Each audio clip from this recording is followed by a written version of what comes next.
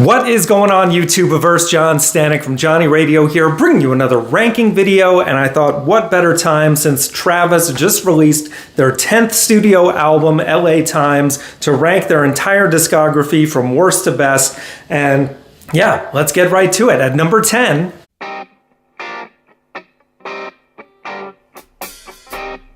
Ode to J. Smith from 2008. This is the first Travis album that I have to say kind of disappointed me. It's not a bad album, but it's just kind of mediocre. And to me, for Travis standards, that is kind of bad. So there's nothing really that stands out on this record. I haven't listened to it in a long time, I have to say. But my theory on why it isn't as great is because I didn't take as much time in between records. This came out only a year after their previous album, and usually they take at least 2 years in between records. So maybe that was the cause, but this is my least favorite. So now at number 9,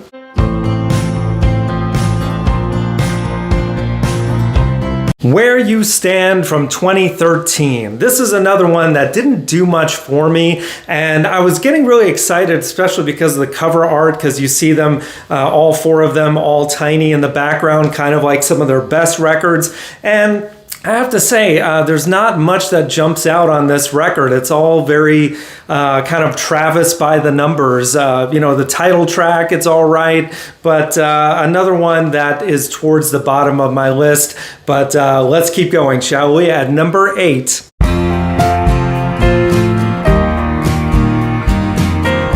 Ten Songs from 2020, an album that just from the get-go you hear the name of the album and it feels like not a lot of thought was really put into it. And I feel like this album, it does have some high points, like the collaboration with Susanna Hoffs is very cool, but it feels a little uneven overall. And again, nothing that truly stands out like some of their best work, but we're climbing up a little bit here. So now at number 7,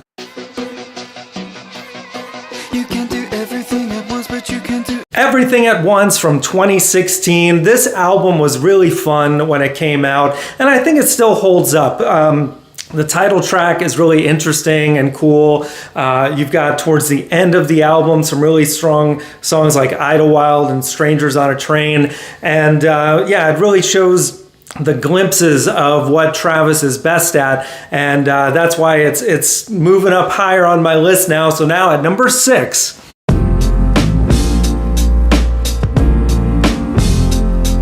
LA Times, the new album that just came out this past Friday, and I might be overshooting this a little bit because overall as an album, I don't think it's great. It does have some really high moments, like Raise the Bar, I think is one of their best tracks in years.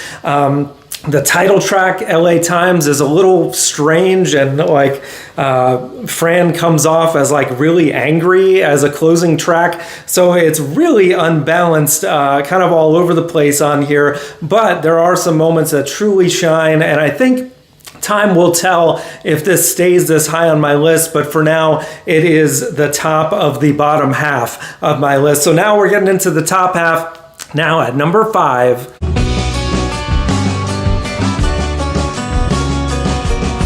12 Memories from 2003. This is a solid album overall. It's not, quite in my top 3. I'm going to call it the Holy Trinity of Travis albums when we get there. But it's definitely got, overall, there's not really a weak track on here. Even the songs where they try to rock out a little harder than they should are even good. But for me, I think it's worth it just for Love Will Come Through. Such an awesome and solid all the way through Travis song. And that's my number 5. So now at number 4.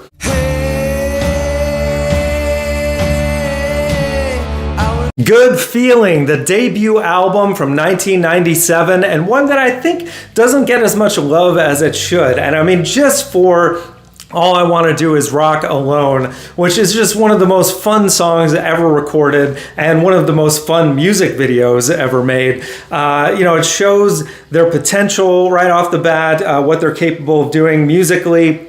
but also the whole tongue-in-cheek interplay between all the guys on many of these songs. And yeah, that's why it's my number 4. So now we're getting into that holy trinity that I mentioned at number 3.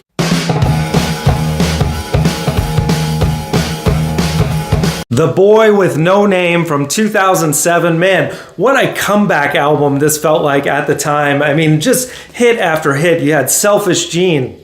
You got My Eyes, Eyes Wide Open, 3 Times and You Lose. Even they have this bonus track, Sailing Away, that I think is just one of the most gorgeous Travis tracks of all time. And yes, you see them all very tiny on the building, and yeah, that's why it's one of the best. I mean, and this was the tour that I saw them on, by the way. They were fantastic. All the songs that they played from this song live translated so well. Battleships, another great ballad. Closer, I could go on, and that's just my number 3. So now at number 2,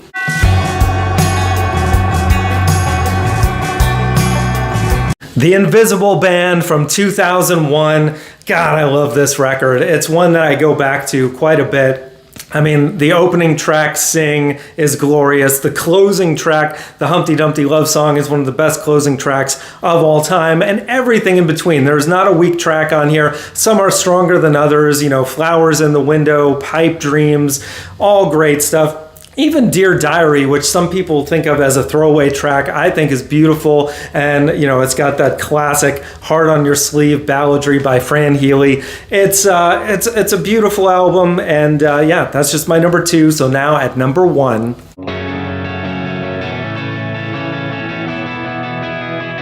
The Man Who from 1999. I think most of you would probably agree with me that this is their best work. I mean, Writing to Reach You, you know, Love with a L-U-V, Why Does It Always Rain on Me, The Fear, Driftwood, As You Are. I mean, every single song on this record has something to offer. And this one also has quite a great bonus track with Blue Flashing Light.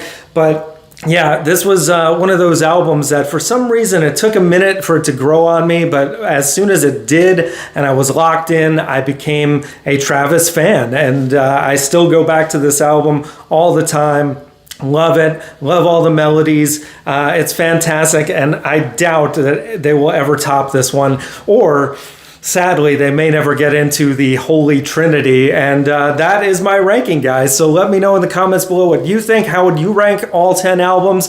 And what is your Holy Trinity? Hopefully it's the same as mine. And maybe I should have just done a top 3, because those are honestly the 3 that I always go back to the most. The rest, I either don't revisit at all, or just very, very frequently, or infrequently, I should say. But guys, that is my list. We got so much more here on the channel. Top 5s every Friday, album reviews, so much more. Thank you for watching, and as always, Viva La Vinyl. So guys, thanks so much for watching. Please like, subscribe, and be sure to ring the bell for notifications so you can always see great quality content like you're seeing on the screen right now. Thank you so much for supporting Johnny Radio, and I'll see you soon.